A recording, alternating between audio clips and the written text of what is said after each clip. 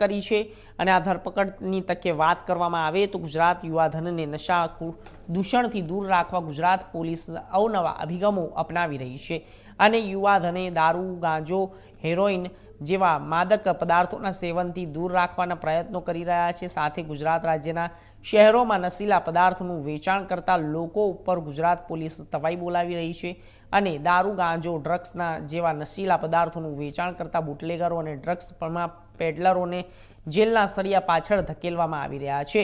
ત્યારે રાજકોટ ખાતે પણ રાજકોટ પોલીસ વિભાગના એસઓજી પોલીસ ટીમ દ્વારા શહેરના કાળી પાટિયા રિંગ રોડ પાસે સાહિલ ઘાંચી નામના ઈસમને 10.14 કિલોગ્રામ ગાંજા સાથે ઝડપી પાડવામાં આવ્યો હતો। સાથે 7 લાખથી વધુનો મુદ્દા માલ પણ એસઓજી પોલીસ દ્વારા કબજે કરવામાં આવ્યો હતો। ત્યારે હાલ એસઓજી પોલીસ દ્વારા આરોપી રાહિલ ઘાંચીને આજી ડેમ પોલીસને સોંપી એનડીપીએસ એક્ટ અંતર્ગત ગુનો નોંધી વધુ તપાસ હાથ ધરવામાં આવી છે।